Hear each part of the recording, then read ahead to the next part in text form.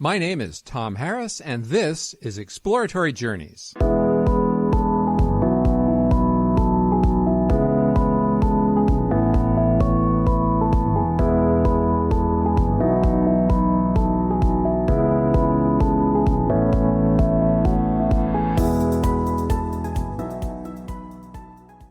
So welcome again to Exploratory Journeys. We're continuing our interview with Dr. Susan Crockford from Victoria, British Columbia.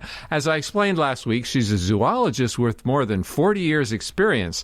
And indeed, Dr. Crockford has specialized with polar bears. And we're going to be talking about her new book, which is called The Polar Bear Catastrophe That Never Happened. And I'd like to read a quote from the preface to the book. It's an amazing book, actually.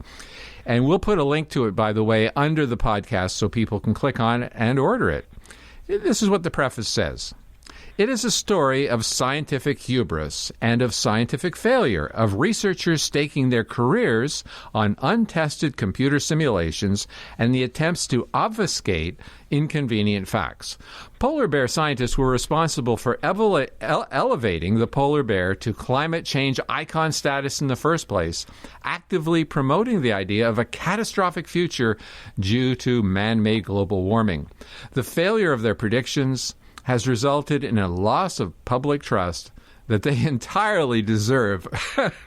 This sounds like a great book, Susan. So what was it that prompted you to write this? I mean, it sounds like it's not going to please the climate alarmist folks.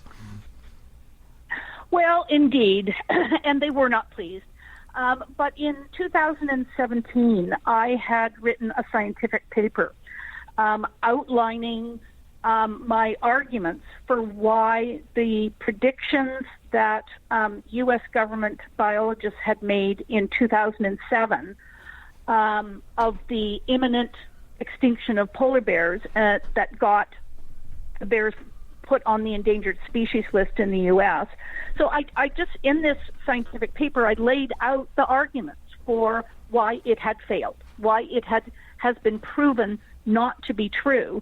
And then afterwards, what I really wanted to do was to take that and put it into something that the general public could read with ease.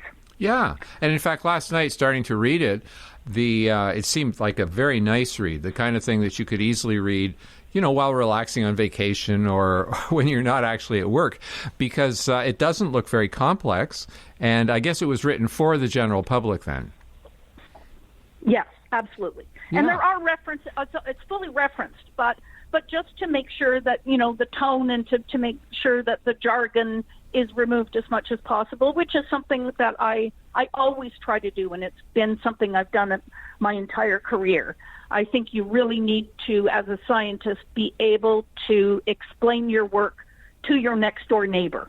Right. Right. Now, and that's what I try to always do. One of your chapters is entitled Sea Ice and Population Predictions. Just to recap from last week's show, you're saying that, in fact, the reduction in sea ice, which is very real, I think you were saying a 40% reduction in the middle of the summer in the last several decades. Is that correct? Yeah. Yeah. Well, since 1979. Right. Yeah. And you're saying that reduction has not resulted in a concurrent population decrease with polar bears, very different to what you'd hear from, the environmental groups.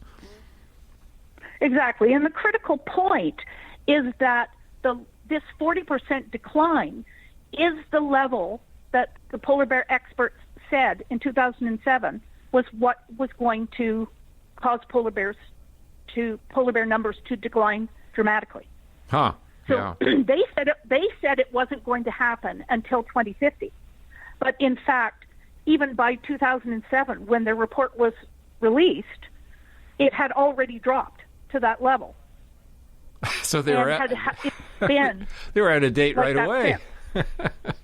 Yes, and they knew it, in fact. And their report makes mention of it, but what they said is that, it's going to be worse than we thought. So what was it that actually went wrong in their forecasts? Well, what they were doing, for one thing, was focusing on summer. And because summer sea ice was what was declining the most dramatically.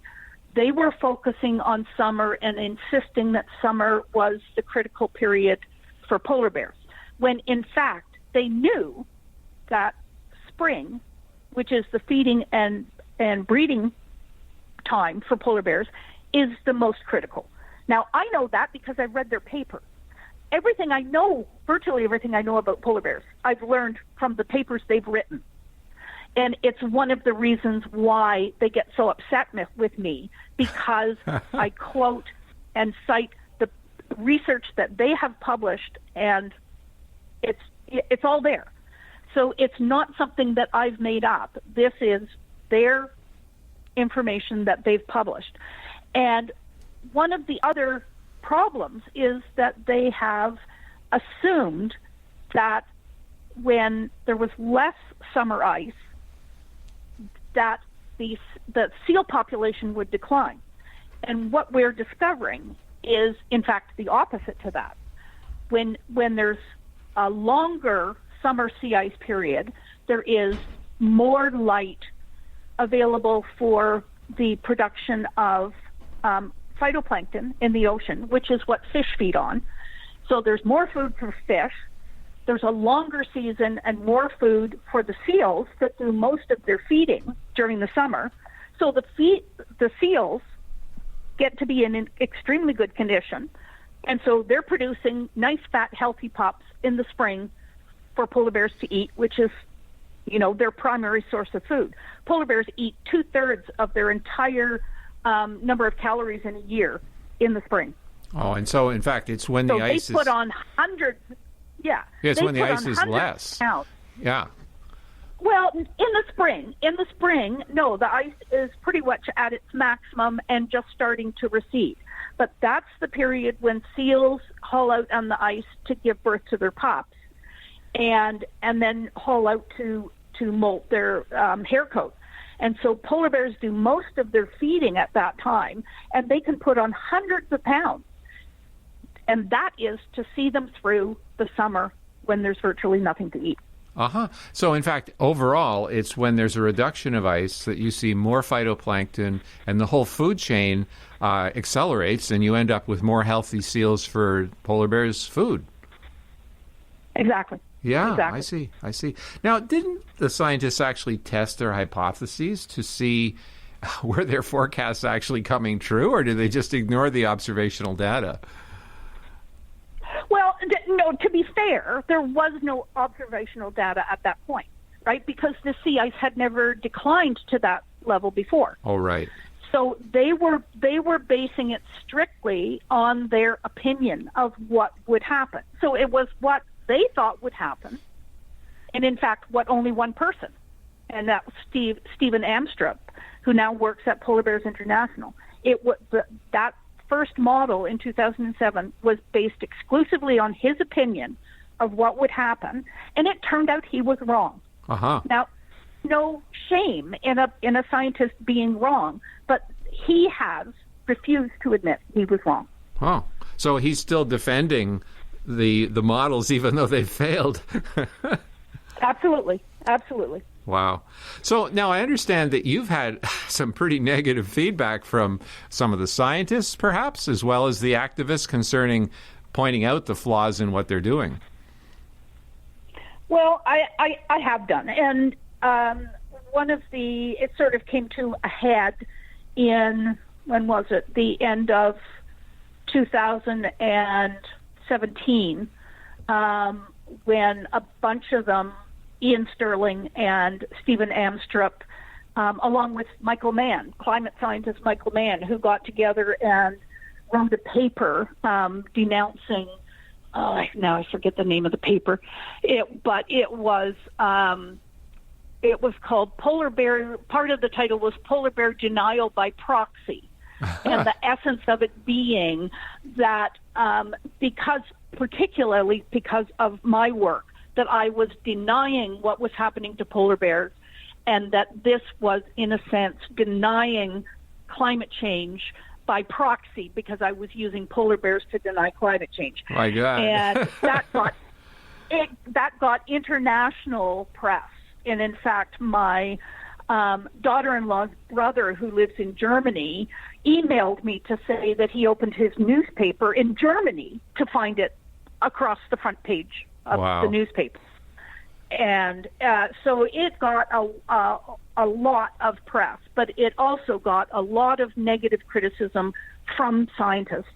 And people who I don't even know, who I've never met, came to my defense. And climate scientist Judith Curry called it the stupidest paper she'd ever seen published. Wow. So because it was just a hit job. And, there really was no scientific foundation to it. They were just trying to destroy my reputation. Wow. Geez. And did that affect your career at UVic? Well, not for a while, but, my colleagues at UVic and the administration, in fact, had been, up until about 6 months after that, had been really quite accepting. In fact, the university paid me to teach a continuing studies course on polar bears. Yeah. But when it came when was it? I guess it would have been in the spring of 2018. Someone obviously complained from outside the university, complained to the university. And I was at first refused to continue speaking at the university's Speakers Bureau. Right. Because they said someone had complained. And then when my adjunct professor appointment came up for renewal, it was rejected. Huh. And so this is all because you weren't agreeing with political correctness on a field that you were the expert in. Yes. Well, for being booted out of the Speakers Bureau was very definitely based on what I was saying about polar bears. And so there's no argument on that grounds. But I was given no opportunity to talk to anyone about it. No one asked me what I'd said, that whoever it was who had objected to it was so upset with. But for my adjunct appointment, I was given no reason. Oh, yeah. I guess they didn't want to expose themselves to some sort of criticism if they don't give a reason. I think so. Yeah. Well, not only to that, but to a potential lawsuit, I think. And although it turns out that adjunct professors really have no rights, students have more rights than an adjunct professor. But it just means that I no longer have a university affiliation, which really it curtails my ability to continue on in my career. Yeah. For example, if I wanted to do more research on speciation about thyroid hormone, which I wrote my dissertation on that the university was very proud of, but I wouldn't be able to do that without a university affiliation. Yeah, I see. Now, are these things detailed in your book? Because I see you have a chapter called Attacking the Messenger.